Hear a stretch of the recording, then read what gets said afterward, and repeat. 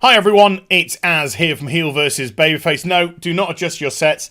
This is actually a change to the previous video. You see, I like to think of myself as a fair person. I call a spade a spade. I have an opinion about stuff, absolutely, but I'm not looking to create a false narrative or anything like that. And in the previous video, it was technically correct, but in the interest of fairness, I think there was a point which wasn't made that needed to be made. So with that said, let's get into the revamped version of this video, and I'll go into exactly why. So, here we go, folks. These are the current rankings for Doctor Who. The ratings, I should really say. And we have overnights and consolidation numbers. Overnights are people that watched Doctor Who episode directly or that night, and the consolidation numbers are people that watched it over the next 7 days.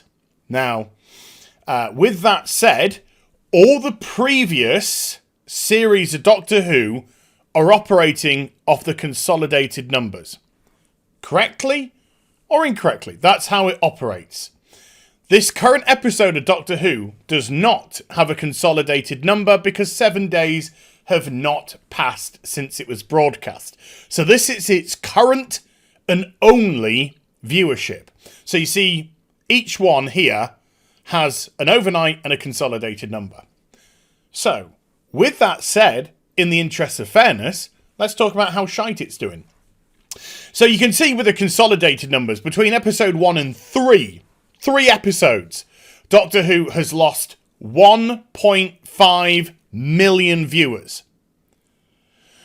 Not difficult to see why. And even in the overnights, it's dropped between episode 1 and episode 4, 850,000 viewers, which is absolutely insane. That is a ridiculous drop-off, a huge drop-off in numbers.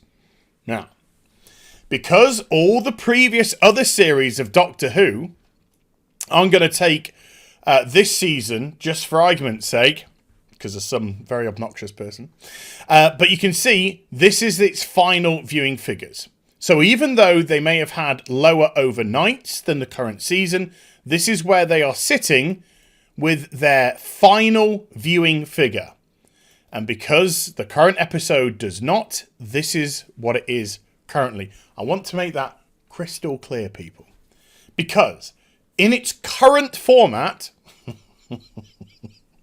before consolidation, so it's going to go up after consolidation. In its current format, it's currently on a 31-year low for Doctor Who. The lowest consolidated number, because back in olden days, back in the 80s, you didn't have the internet, you didn't have anything like that. You wanted to watch a show later, you set up the VCR and recorded it on a tape, and then you could watch it at your leisure there. But nowadays, of course, we have the internet, we've got streaming, we've got DVR, we've got all that kind of stuff, so you can do what the hell you want. So in 1986, September 1986, season 23 of Doctor Who, the episode The Mysterious Planet Part 4 had a final viewing number of 3.7 million.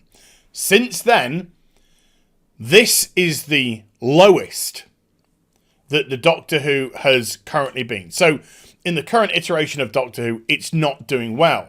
Now, let's go back to the consolidated numbers because this is very important. Between episode 1 and 3, it's lost 1.5 million people. It stands to reason that this episode is very likely going to lose more people. It's not going to be higher than 5.25 million on the consolidated numbers at all. It's going to be maybe holding on to 5 million, maybe 5.1 million. I would guesstimate around that sort of mark. So it's not doing very well at all.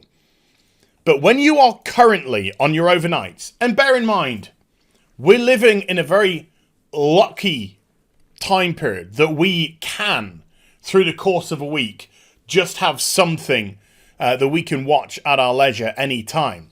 Back in those days, it was very strict. You wanted to watch terrestrial television, because there wasn't any satellite television in the UK at all. We didn't get satellite TV really until 90s, maybe the late 80s, around about there. You just had to plonk your ass down and sit in front of the box. That was it. And that was the rating that was counted. So we are fortunate enough, because if we still existed in those times, if we still, let's just say we operate the way the world operates right now, but we don't have access to streaming or DVR or anything like that. You know, you want to watch a program, you've got to watch it outright. The chances are consolidated numbers aren't going to be as high as they are. That just stands to reason, stands to logic, because you would have to make a decision about what show you want to watch live. A problem that we don't currently have. So these consolidated numbers would be drastically down. So the crux of it is, people, Doctor Who is massively in trouble. Because although it's the lowest since 31 years, as it currently stands before consolidation, I just want to make sure that's perfectly clear. And there's no miscommunication whatsoever.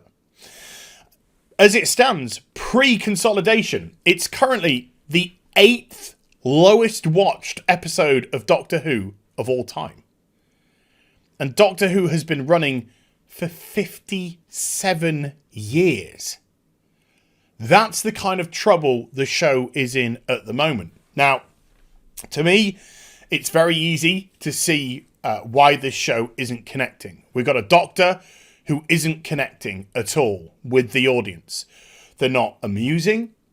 They don't seem to have the air and the grace and the gravitas of the Doctor. They seem to be lost in this melee of companions that they surround themselves with. And I think the decision was brought in to have this melee of companions because they were concerned, possibly, because it is the first time that the Doctor has changed gender in his run, that they were concerned that the Doctor wasn't going to be good enough to stand up alone with a singular companion. That's a possibility. However, the problem is the companions are terrible. Absolutely terrible. And I'm talking both in show and acting wise. Now, I've got to give them a little bit of fairness here. I can't say that they've had great material to work with, but still, you can try your hardest, you can do your best. When the Master came in episodes 1 and 2, there was a very distinct difference between the character he played before the revelation that he was the Master. So the actor did a great job of flicking the switch from I'm a this character to I'm a that character. And then not only that, when they were playing the Master, they had this very calculated, measured approach, bit sinister to the way that they did things. However, when things started to go their way, they got excited and giddy, and you'd have this little sort of explosive moment with them. So they took what they had with the character and they did something with it. To me, Jodie Whittaker has been like this. A flat line. I've not seen anything from this Doctor. They have not had a moment. They've not had a time where they've really stood out and done something. There's been plenty. You can pluck plenty of moments from even Eccleston's run, Tennant's run, Matt Smith's run, Peter Capaldi's run. You can pick some wonderful moments from each of them. I have not seen a singular moment. Now, admittedly, I didn't see a lot of last season. I saw the first 2 episodes and I bowed out. But again, from what I'm hearing, that seems to be pretty much what's been going on in general anyway. And when you're supporting cast, Yaz can't act, Ryan can't act, Bradley Walsh can act, but his character is just so basic, he only gets to say a one-liner every so often, a hoo-hoo sort of thing. It doesn't feel believable. The dialogue doesn't feel believable, and the Doctor and the companions don't feel as if they have any chemistry or click at all. And that is down to terrible writing and terrible casting. Why are the companions who they are? We've got Yaz, who's meant to be a police officer, that seems flustered at every single opportunity. We've got Ryan, who, I don't know, just seems to stand there and say a couple of things. Wasn't his first episode, didn't he have a problem with, like, coordination and stuff? And next episode, he was running around saying, I'm great at video games, shooting everything. So it kind of forgot that immediately. And then we have Bradley Walsh, who's lost his wife in the first episode of Whittaker's Run. And now he's talking, within a year or so, he's just not caring the world. I'm off on holiday, I've got my Speedos. Nothing feels genuine. There doesn't feel any emotion or connection with this cast of characters. Now, I personally believe the experiment to cast a female Doctor has failed. And that is fine. You can try something. If it works, great. If it doesn't work, you gave it a go. And I think it's one of those moments. I think the Doctor absolutely works better as the male character that it was for 55 years before they did this. I was actually pro giving a female character a try in an effort to give the show a little bit of a change, to try and shake it up, to mess with the status quo. It didn't work. That's fine. I said it with video games, and I'll say it with this. I don't knock people for giving something a go. And if it fails, it fails. But at least you tried something. But this kind of doesn't really fall into that bracket. Because not only have they changed the nature of the Doctor, but now they're just browbeating and belittling people at every given opportunity. And you just have to go through the episodes to see who those people are. It's ridiculous and it's pathetic. And here in the UK, because we have to pay a license fee for our televisions, although I'm done at the end of March of this year, because I don't watch terrestrial television anymore, because I don't find value for money. I find value for money in paying for my Netflix, and I find value for money in paying for my Amazon Prime, but I don't find value for money when I'm paying the television license one bit. Because the BBC, they have gone so far. I mean, on my side, it's left. To yours, it's right. So that might be a little bit weird. Just from your perspective, they've gone so far that they are just ridiculous. Absolutely ridiculous. So I haven't got anything in my house hooked up to terrestrial television. None. And I can easily, at the end of March, not sign into my iPlayer. No problem whatsoever. So in its current form, before consolidation, I just thought I'd make that absolutely clear, folks. It is currently an 31-year low, which will go up after the consolidation. But the 8th worst watched show in Doctor Who history, which will go up after consolidation.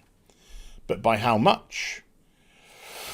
Not too much. And we're only 4 episodes into the series, so goodness knows what it would be at the end of its run.